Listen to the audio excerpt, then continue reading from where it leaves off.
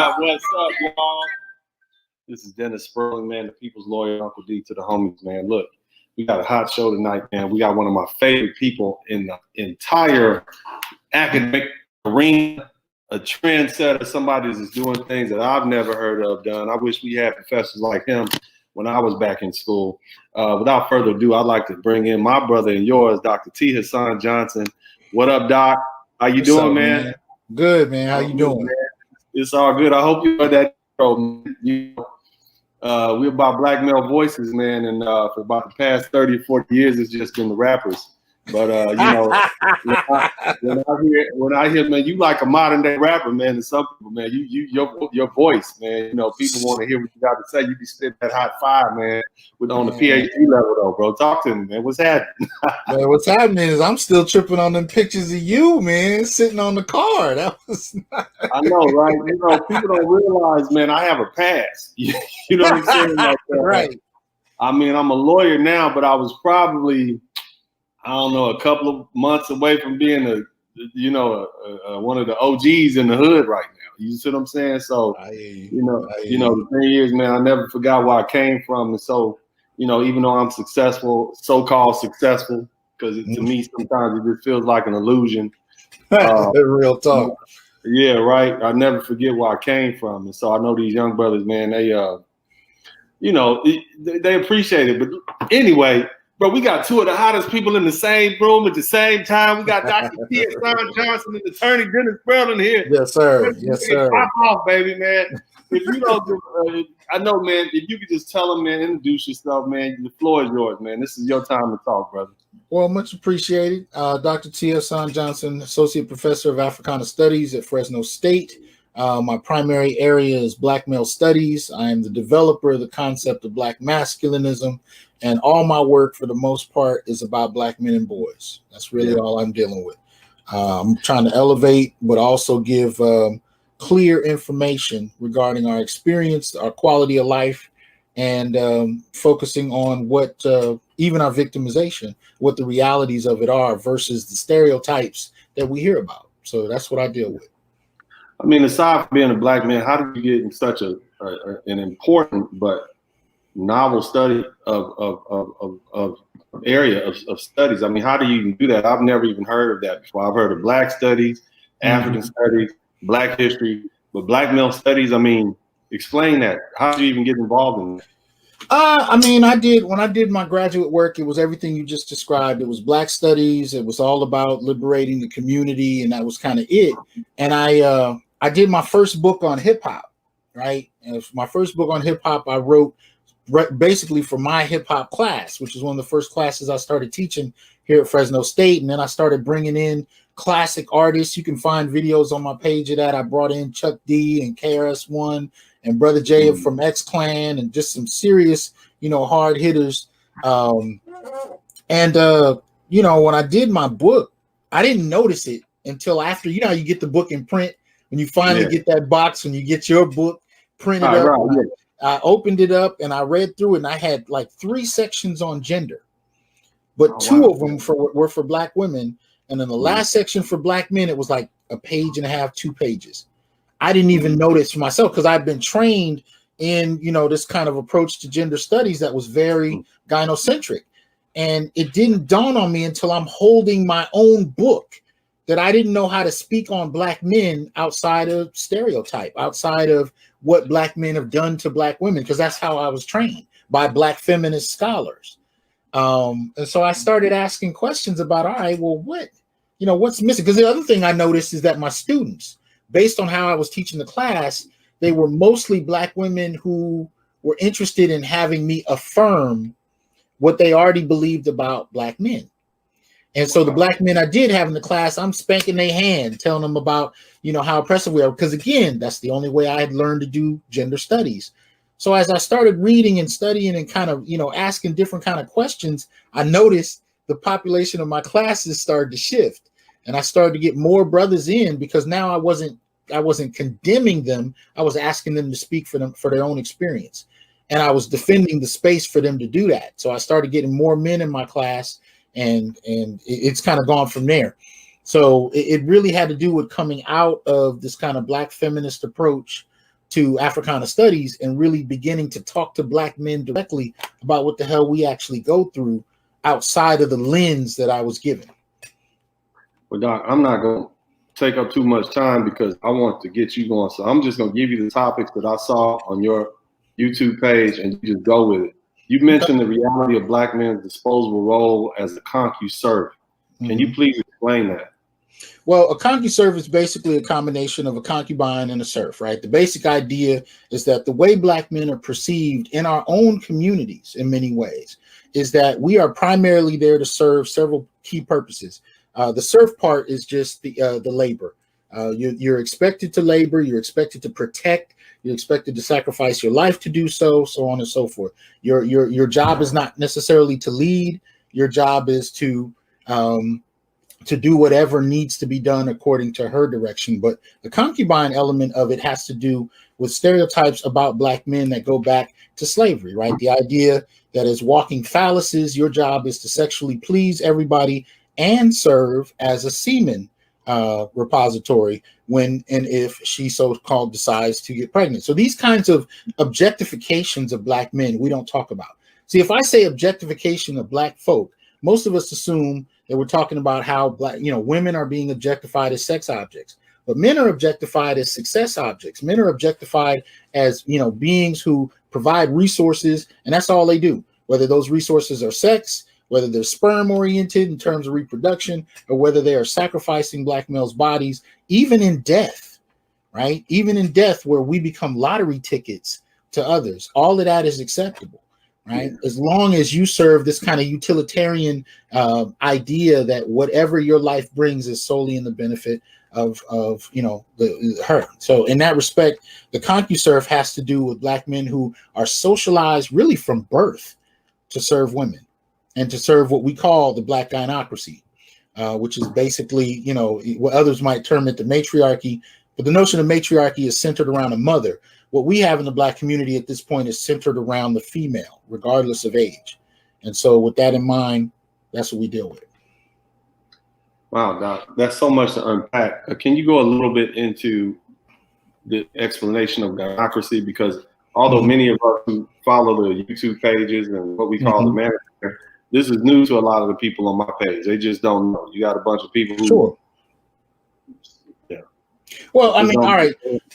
So if you look at the major areas of any community, right, those who are in control of those areas are usually those designated as leading the community, right? So whether you're talking about business, whether you're talking about the church, whether you're talking about education, whether you're talking about political representation, particularly electoral, there are key areas that you can look to see who's in a position of authority. And when you look at Black men, what you find is that we're not in positions of authority. I mean, yes, if you look at the church, we often serve as symbolic role, at figureheads, but the churches are predominantly women. When you look at education, Black men from 1976 to 2018 literally have half the degrees of Black women. Right. When you look at, business and entrepreneurship, Black women have been celebrated recently as being the demographic to have the most number of businesses, and particularly in the shortest period of time. Black men are not designated as the group that's expanding in entrepreneurship. And I did a show recently about the number of small business grants and support mechanisms that we've seen develop since COVID. And although you'll see them on the basis of race, you'll see them on the basis of gender, and you'll see them targeted specifically to Black women, you very rarely hear about any of them targeted at Black men, right?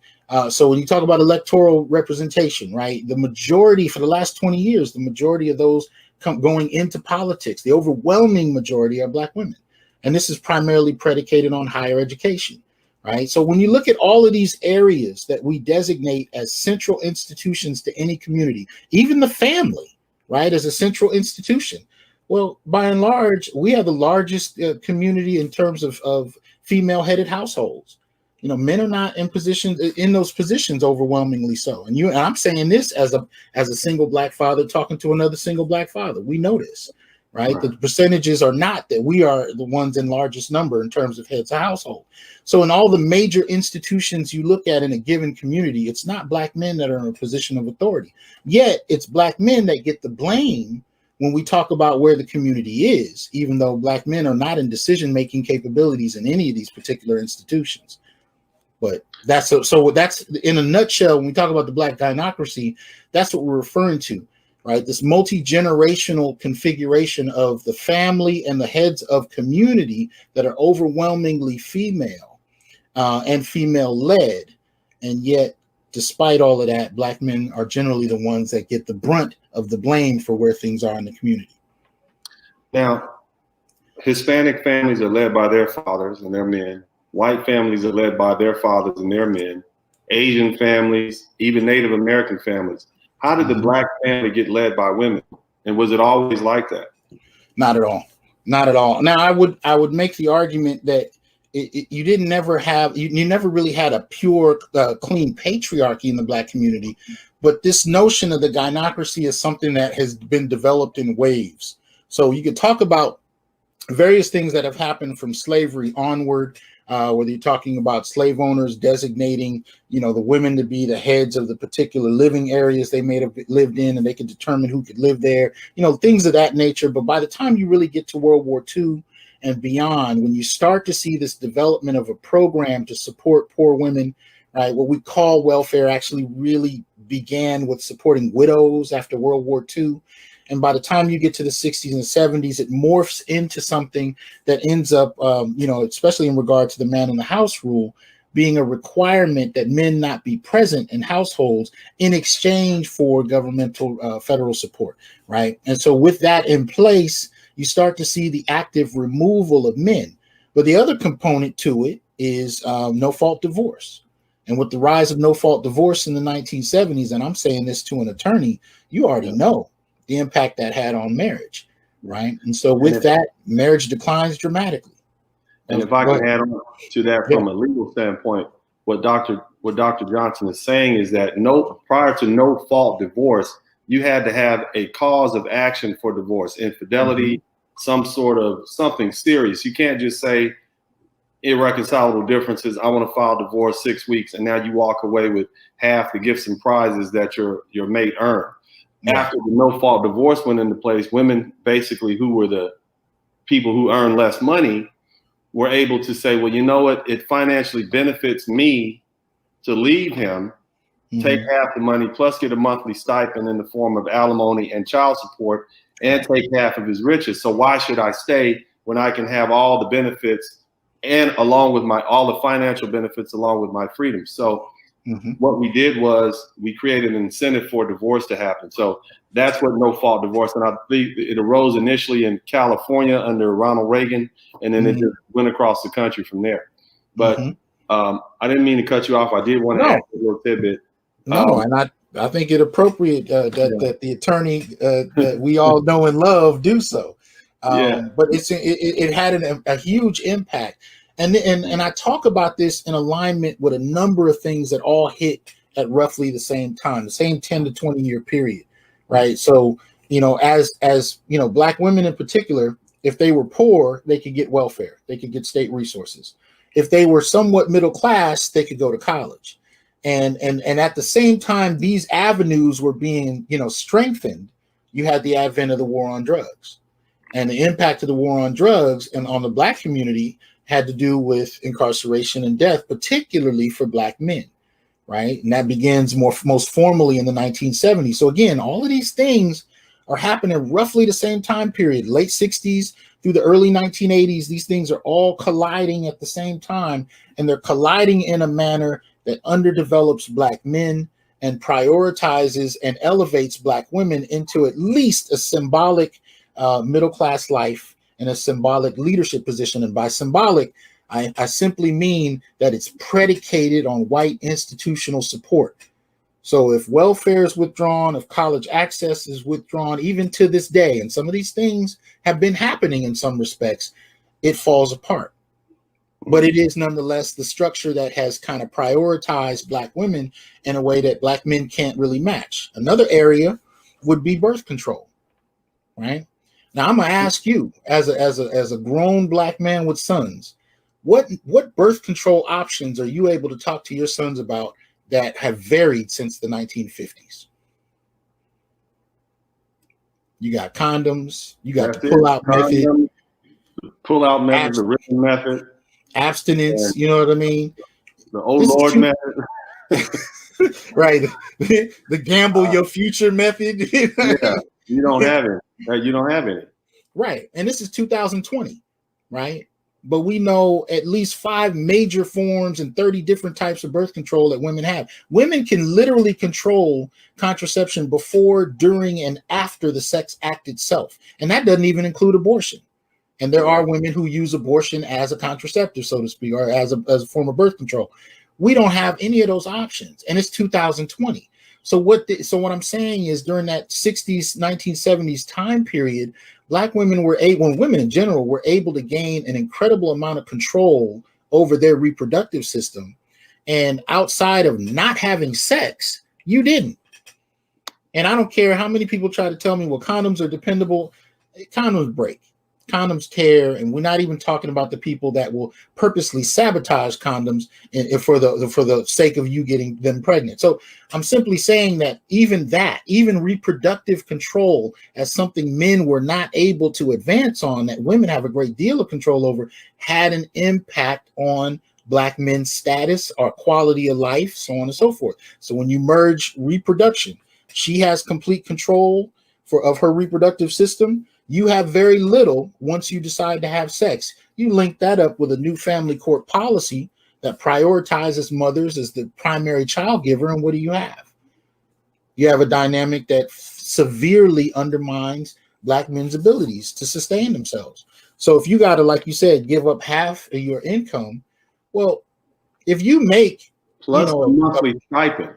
Plus a monthly stipend. If you make $1 billion, you may lose a great deal and be pissed about it, but you're not worried about where your next meal is coming from. Right. If you make $15,000 a year, that's a whole nother situation, right?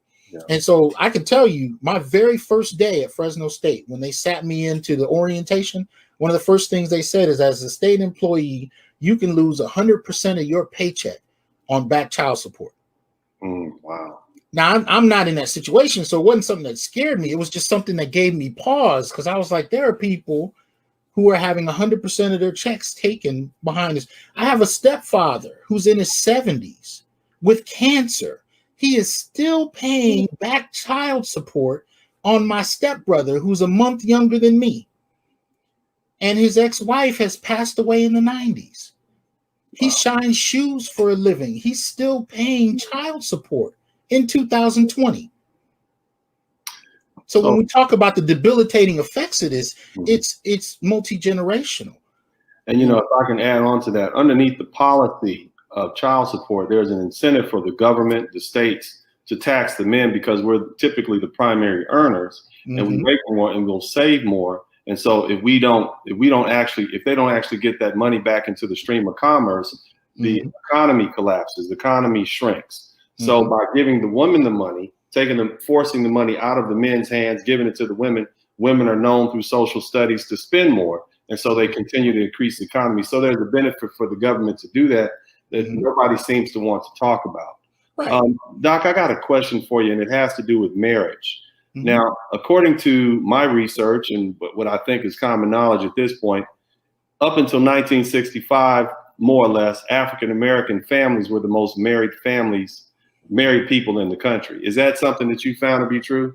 Yeah, up to, I believe, 80% or so we were. And this is why you see such an extreme reversal in a very short period of time. But I didn't mean to interrupt. No. Now, as a follow-up to that question, what I find when I address Black feminists is they say things like, I just call them strong Black feminists, but they say things like, well, the only reason that Black women and men were married was because Black men were forcing them to stay married because of abuse and domestic violence. Talk to me about that. How do you address something like that? Is there any truth to that, or where does that come from? What I recommend to people is they pick up Dr. Tommy Curry's book, The Man Not, and that'll definitely straighten you out. One of the things you'll find is that the rates of abuse, intimate partner violence, is actually higher coming out of the 1970s, higher in terms of women being the aggressors and men being the victims. Now we're in a situation where when you talk about intimate partner violence, it's bi-directional, almost nearly identical, the amount of violence going from men to women and from women to men. Yet as soon as you use the word violence or abuse, it's presumed that it's a male abusing a woman, a female, right? That's not the case, right? So in the Black community, the rates of violence have been fairly higher than others, but they're equal now as far as bidirectionality. But coming out of the 1970s and early 1980s, look at Dr. Tommy Curry's work to point out to you empirically, using documentation, not stereotype, not narratives, not a story I heard from a cousin, sister's brother. No, empirically speaking, Black men were actually victims to a greater degree than Black women. Nobody wants to talk about that. You know, and I think when we do talk about it, it's talked about in jest. Oh, grandma threw some hot grits on grandpa because he can't. Yes. We know the Al Green story. We hear it. It's almost humorous when a Black person or a man in general has his anatomy removed from him forcibly by his female counterpart while he's sleeping. We think that's funny. Why is there so much humor surrounding men suffering, and specifically so much of a lack of empathy when it's Black men who are being tortured? It's as though our bodies don't count. They're there for entertainment purposes. Well, and that's really what it is Black men are disposable.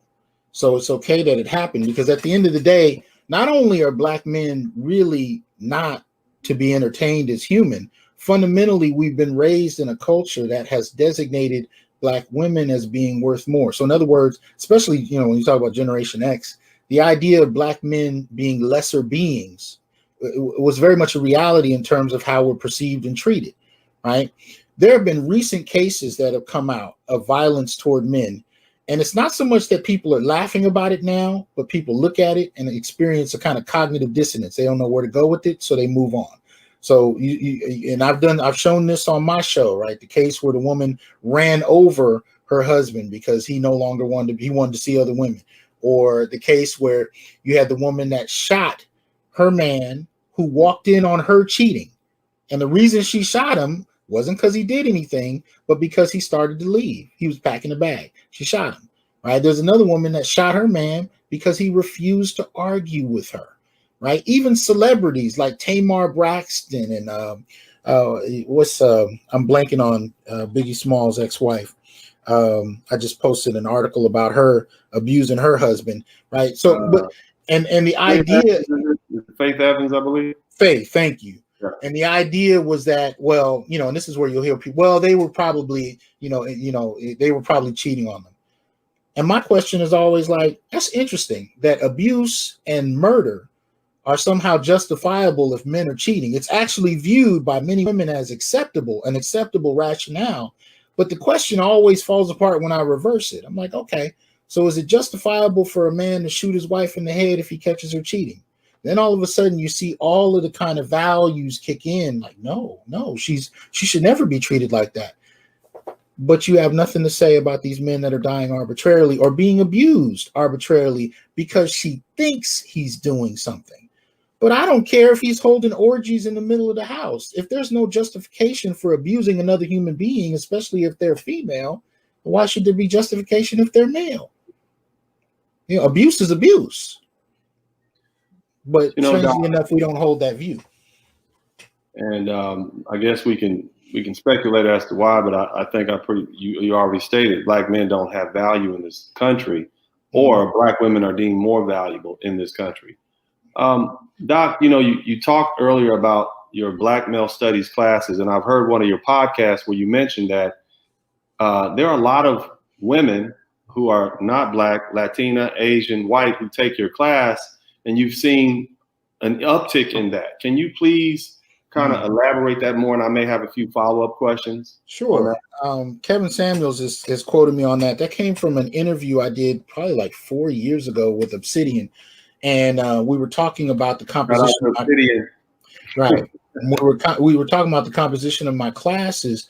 And at the time, I was noticing that I had this influx of young white women who were taking my classes. And I wasn't saying that they were in the majority. The majority, up until I would say very recently, have been Black. but I started to see more and more. What I actually said was they were performing at the highest levels. They were getting A pluses.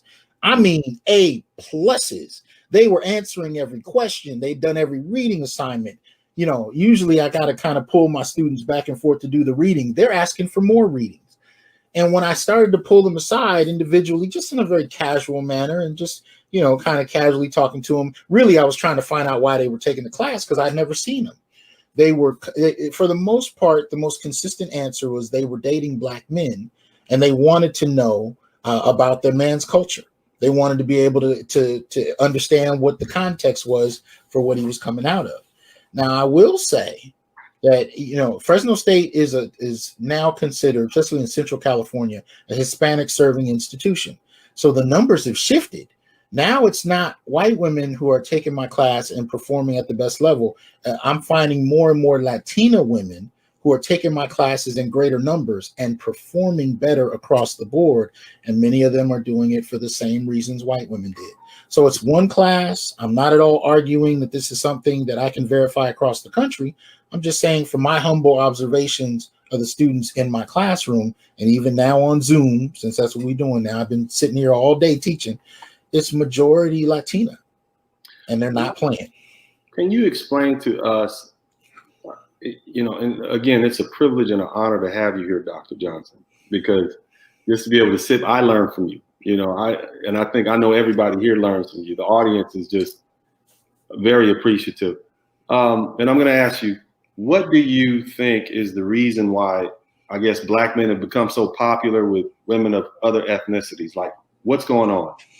Well, when you look at some of the data about it, we tend to be the fathers that spend the most time with our children. We tend to be the most progressive out of different groups of men. And a lot of that has to do with the fact that you're talking about men who were raised in a community, again, led by women. You know what I mean? At the end of the day, that's one of the most consistent factors. And I always kind of, you know, find it interesting when I hear feminists say things like, well, you know, men or Black men can't take female leadership. And I'm like, Black men have been taking female leadership their entire life. Right. You know what I mean? And matter of fact, when you factor in that there are 20,000 more Black female faculty than male, you know, across the country in terms of higher education, even when you step on a college campus, it's overwhelmingly female across race. But even when you get into the Black sector or Black studies, it's still overwhelmingly female. So let's put that into context. As a child, we're raised in homes that are predominantly female, right? I already pointed out nearly 80%. And then you go to school. Well, over 90% of the teachers are female across race, right? So then if you're lucky enough to be a Black male that's not been relegated into special ed and routed out of school, if you manage to know how to code switch enough to make white teachers feel comfortable with you being there to the point where they'll pass you onward and you're able to go to college, the majority of your teachers there are female. So when this whole idea that men, particularly Black men, can't handle female leadership is ridiculous because that's all we've ever known.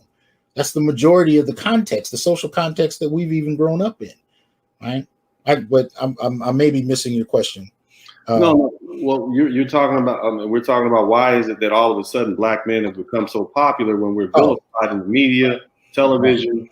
Our own women have, not all of our women, and shout out to the sisters that support the brothers. I love you guys. Absolutely. We support you 100%, but we do have a sickness in our culture that needs to be dispersed and dealt with. So we're talking about it. We're bringing light to it. But to you Black women who support your Black men, your sons, your fathers, your husbands, this conversation is not for you. For most part, this is a conversation with brothers so we can better understand ourselves and the society that we live in. It's very rarely that you get a highly educated, trained doctor like Dr. Johnson who teaches this, and someone like myself who can really get the questions answered in the shortest amount of time and really help you all. Doc, you can kind of, so basically you're saying we've become popular, first of all, because we're egalitarian, we take good care of our children, but it seems as though our own sisters, not all, they have such horrible things to say about us.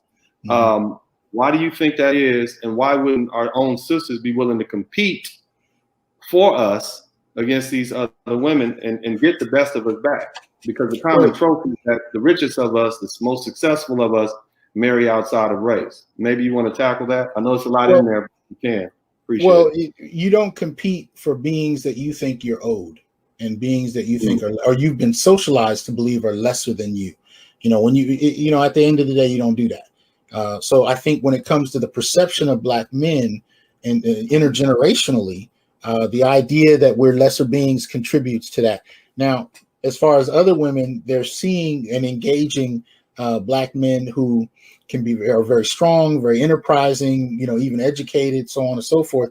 But they're engaging you without that socialization that somehow you're a lesser being. Or I should say, it's still there, at least in regard to racism, but not as doubly embedded as you find in our own community, where you have this Black male failure kind of perspective that takes place. And part of that is rooted in a treatment of Black male, particularly, again, going back to the 60s and 70s, that offered them less opportunity. And with less opportunity, it meant that it was more difficult to compete. But here's the thing. The standards and ideas that many of our women were able to develop because they were able to enter into corporate America, they were able to be more readily employed on a consistent basis across the board. Even, so whether they had welfare and didn't work, or whether they were able to go to school and get jobs, there was at least a glass floor. That floor didn't really exist for Black men. So we were competing with ideas and experiences that many of us didn't have. So when you look at the impact of, say, affirmative action on hiring, there was a double minority benefit that many women got. And they were able to exist in spaces that many Black men had never stepped foot in. So now you start to see the kind of, and I know you grew up in the same time period I did in the 1980s, right? And in the 1980s, you started to hear this language about a list, right? Where he needed to be over 6 feet tall. He needed to make six figures, right? He needed to be able to do all these kind of things. He had to have a certain type of penis length. He had to carry himself in the boardroom and in the streets. He had all these lists of expectations regarding Black men. But much of that list began to be influenced by these corporate experiences. So even when you say six figures, that alone eliminates the overwhelming majority of Black men off a list. As soon as you say six figures, I mean, to this day, to earn six figures, you're talking about roughly 9% of all men. Right. And by the time you get to Black men, you're down to like 3% that earn six figures. I mean, when you look at it, when you control for it by household, what we see in Black communities, not just the men, in communities, 40% of us we living off of less than 21,000, right? 60% less than 38,000, and that's multiple incomes by household before taxes. So by the time you get to individual Black men, the overwhelming majority of us have no inherited wealth, which is where the majority of wealth comes from in families. It's inherited. We generally don't have it. Many of us are either dealing with it on income in terms of jobs or in terms of businesses we're starting. So with these kinds of new experiences, many Black women got to experience a realm that most Black men didn't, especially going up through the 1990s and early 2000s. And that being an expectation and a measure of our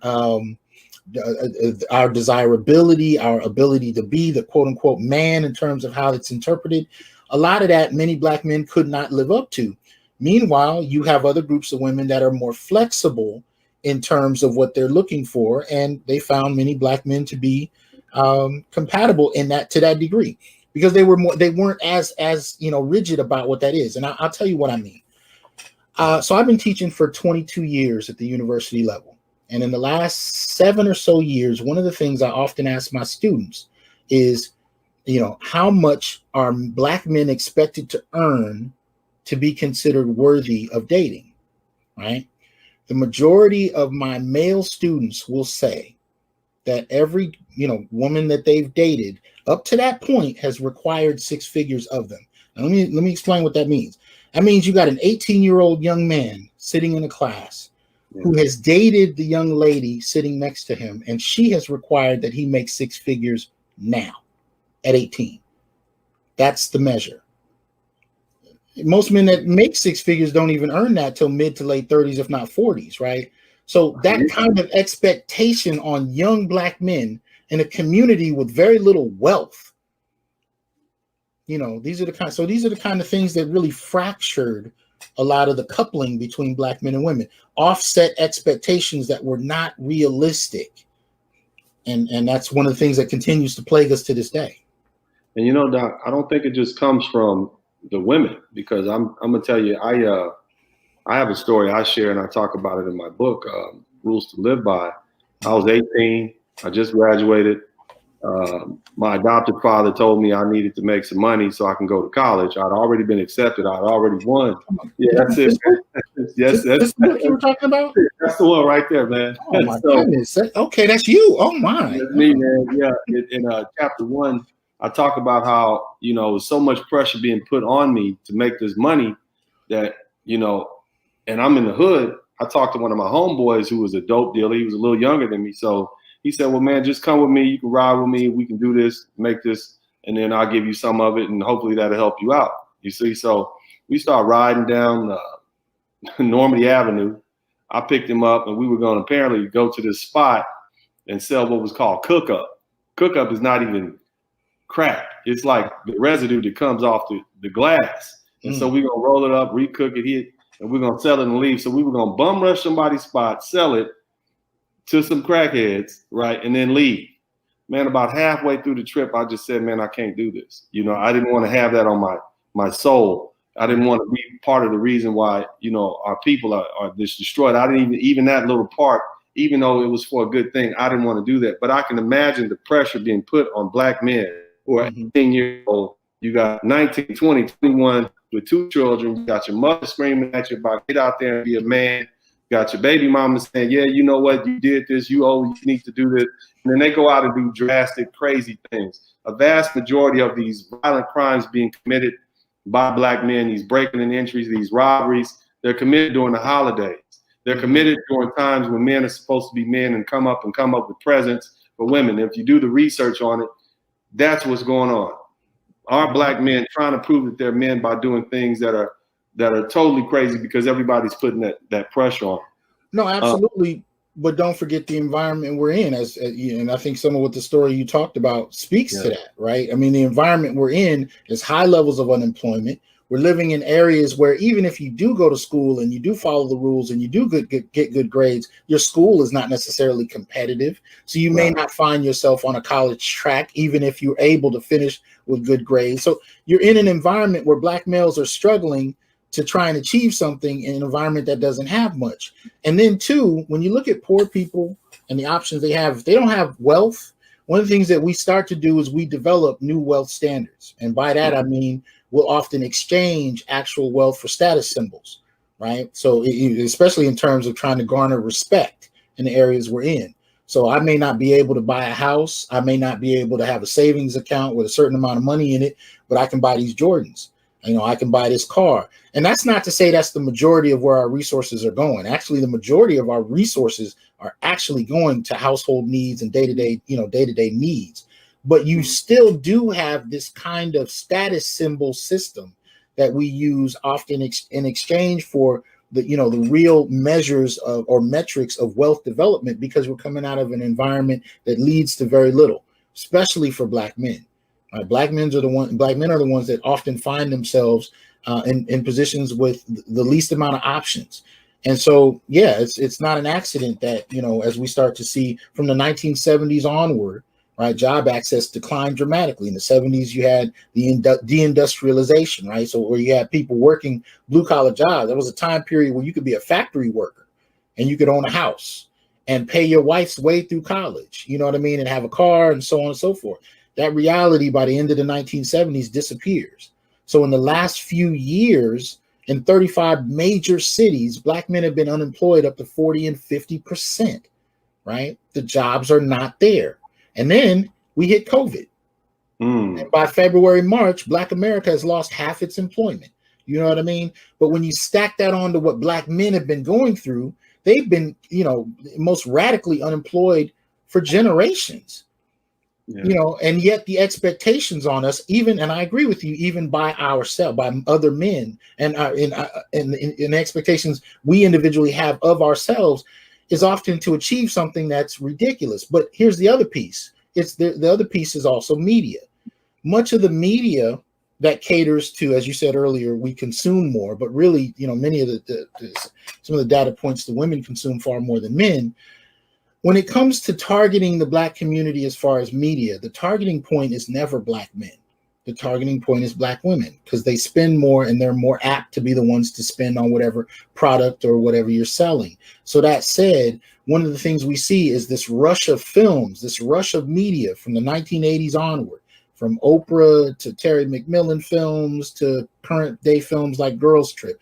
You see this plethora of media representations of highly successful Black women tolerating and navigating Black men who can't keep up. Right. And so this kind of industry of being frustrated at Black men really starts to take off, and it's quite lucrative. Yeah. And it's targeted at the women mainly because the women spend more. So that's how that works. And we end up becoming the butt of the joke. So we're the abusers, we're the rapists, we're the infidelity, figure in the relationship. And all of that plays out in the drama of media because it's lucrative. What that's done, however, over the last 30 years is really, kind of frame these beliefs into something crystallized, meaning I can talk to a professor, who will talk about this and cite movies as her source for why Black men are not worthy partners. Oh, wow. Because that's been accepted. That's the accepted trope. Wow. Doc, we only got about 15 minutes left, and it's amazing how quickly the time has gone by. I consider Dr. Johnson not just a friend, but also a colleague, but also a friend. And I invited him to actually speak to my sons one Saturday. Man, that was after I had I had to show them what others thought about their father, just because I understand that Black boys oftentimes will pattern themselves after their father or think they can only rise as high as their fathers. You mentioned to me that oftentimes at the university, the first example of a man, a well-spoken, accomplished Black man is yourself. And you have these Black boys that you have to deal with. Tell us about that experience and tell us what you find in these young men who grew up without fathers and not knowing anything or not having strong male role models. And how does that happen in America? I missed a portion of that. Can you say that again? I remember in one of our conversations, you mentioned the fact that oftentimes when the boys get to college, they get to Fresno State. Mm-hmm. You're oftentimes the first Black male role model they have. How does that even happen in the United States? Well, the numbers of Black faculty, particularly Black male faculty, has never been extensively high. If you look at tenured Black male faculty across the country, is somewhere between 4,000 and 6,000. So to be a tenured professor as a Black male that's what we're looking at across the entire country. So that's a ridiculously small number.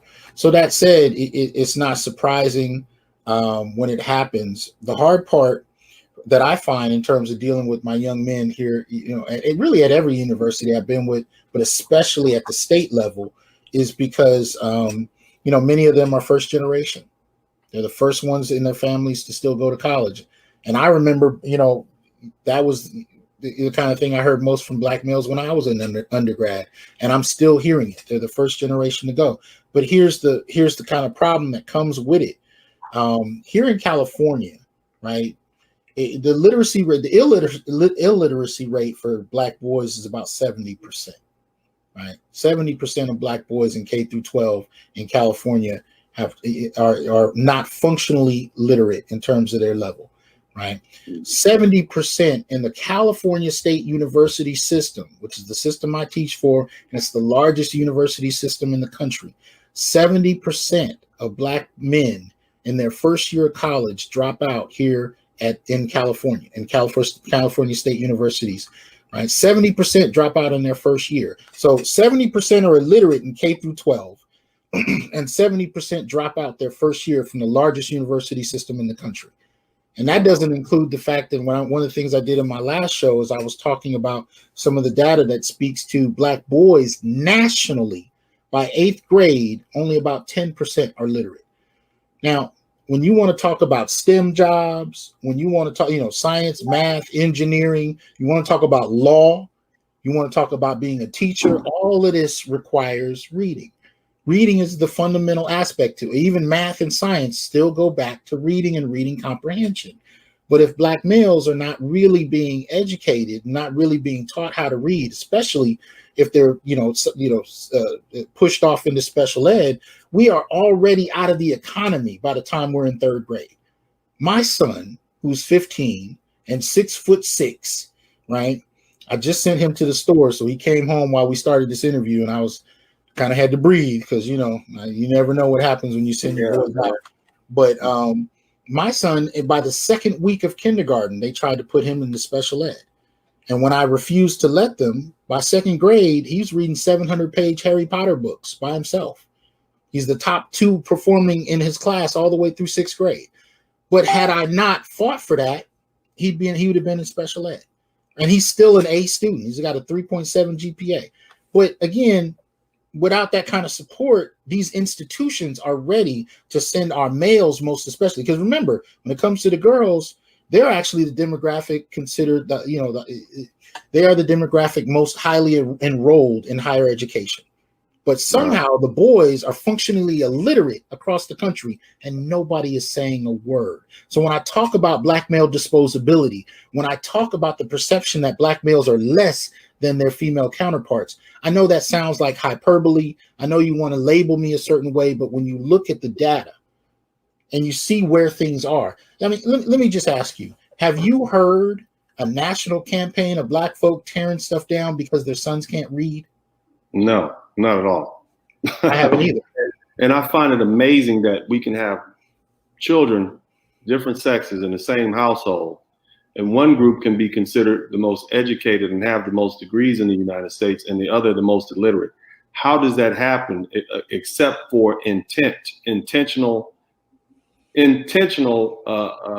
disregard for their well-being? Mm-hmm. And I just find that unfathomable in this day and age that we would neglect our Black sons like that. Mm-hmm. and there's no outcry because of that. And I've tried to explain that to people, and people say that I'm exaggerating. It's not that serious. And I say, look, imagine a world where you woke up tomorrow and even just in our community, our girls were illiterate up to rates of 70%. What would happen?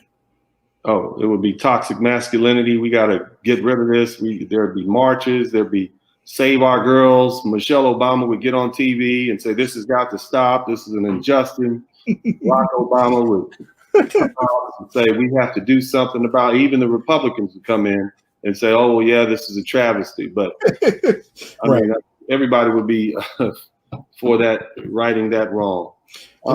And this is why Jim Sedanius's work with social dominance theory, subordinate male target hypothesis, his work argued, back in the late 80s that it's the males that are particularly targeted. So when you had oh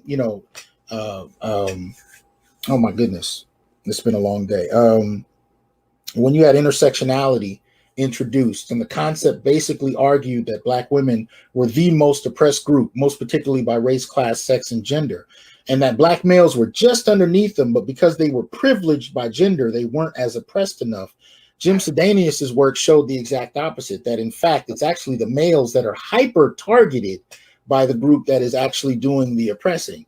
And we've seen that empirically framed, but for some reason, intersectionality doesn't require any empirical data. So we just kept getting told that Black women were the most oppressed, despite what the data said, despite what our lived experiences said, and we accepted it at face value. And now we go, and since then we've been going around and going around checking Black men's privilege. It's a ridiculous concept. But at the end of the day, the reality is that it's the Black males that are targeted. The privilege of being followed by the police and beaten, the privilege of being the most incarcerated group of minority men in the country, the privilege of being undereducated, raped, castrated, beaten, all for the past 4 centuries since we've been in this country. What other privilege? The privilege of being undereducated, abused in our homes, abandoned by our own people.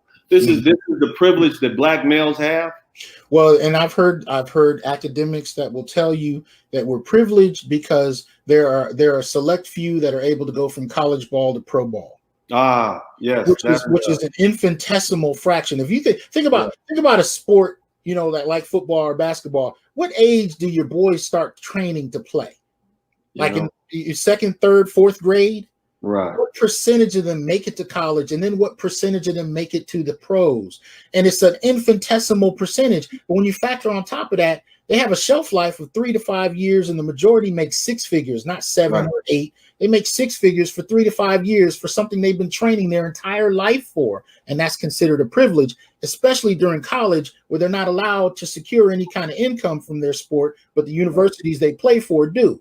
But that's a privilege. The other privilege I've heard them point to is that we die and get recognition for our deaths, and that's a privilege. Oh, wow. So, what a privilege. Especially by the hands of vigilantes and police officers, that's our privilege. That's our privilege. But what people don't recognize is that, look, when you look at Black males, we die. There's about 200 to 300 of us that die every year to police homicide. There's about 9 to 13 Black women. The percentages for LGBT are roughly around 4%, according to a UCLA report. So it's heterosexual Black males that are dying in the highest numbers, even by our own hands in our own communities, going back to those environmental causes, right? But at the end of the day, the privilege that's recognized in academia for Black males is that our names are mentioned when we die. We get a shout out. We get a shout out. Yeah. But here's the twist. So if I tell you 2 to 4% of breast cancer victims, breast cancer, people with breast cancer in the Black community are male, would you then regard breast cancer as a male issue? No. Particularly a primarily male issue? Not at all. No. That'd be an infinitesimal amount, not enough, insignificant. Why are we even talking about it? Let's move on to something serious. Right. If we talk about single parenthood, does anybody look at Black males? Or males for that matter, across race? Does anybody designate men as the face of single parenthood? It's a fluke. If there are any, it's a fluke. Absolutely. Right. But when it comes to issues that have political equity, issues that can be used to advance policy or at the least advance people's political careers, then there's contestation over who Black deaths should be owned by and who those Black deaths should work for. And this ironic thing is they don't work for Black men who are dying. Those are the ones dying. They don't work for us. They work for other demographics that use those deaths for their own agendas. But we can't get policy passed on stemming our own deaths. But we have privilege because our names are mentioned when we die on camera, mind you. That's the thing. Since 1992, it's Black men dying on camera that's gotten the attention. And of course, the numbers we die in. Doc, we only have about another 5 minutes. Man, we've just run through this time. I don't want to hold you all night. I know you've had a long day, but if you all appreciate this level of scholarship and having folks like Dr. T. Hasan Johnson here, you should first of all contribute, donate, share, like, and then also find him on YouTube. Doc, if you will take the last few minutes, please, just to try to tell us where we can find you on YouTube. Tell us any of books that you've written, any scholarship, anything that you have that people who are now hungry for what you do and what you've spoken about, where they can investigate more or do their own research or follow your research. If you can, just take your time and tell us where we can find you. Find me on Facebook at T. Hasan Johnson. On Twitter, I'm at Lord Hasan. And I made that during my ode to hip hop days and Lord Jamar. Anyway, you can also find me mostly on YouTube. Look for Dr. T. Hasan Johnson. You can find the ONYX Report, which is my show, which is every Wednesday at 5 p.m. Pacific. And we generally, so I'm doing that, once a week at this point. I also have a film review series that's designed for fathers who are talking to their sons and using film to bond through and pass on life lessons. So I do film reviews. You can find that through my Patreon account. So again, you can look up, my Patreon link, and all of my videos have it in the description. So you can go to that and contribute. I'm going to be doing Birth of a Nation this week. And I also have a blog at newblackmasculinities.wordpress.com, and you can find some of my pieces there. But the majority of my work these days is on my YouTube channel, the ONYX Report. And I think that's where you'll find some recent stuff. And tomorrow night, we're going to be covering Black male archetypes. So check us out. All right, Doc. And I appreciate that. And remember what I told you, right? I told you that I need you to get on that plane take that trip with me, hang out with me, either in the DR or in Colombia, so I can show you how it feels to be treated well.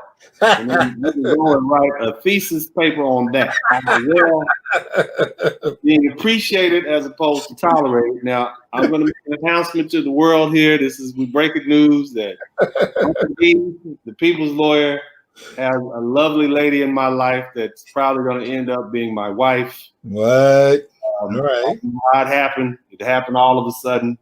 And so I'm on a short leash now. Okay, my leash, all that stuff you was talking about, black men I'm being leashed up now, brother.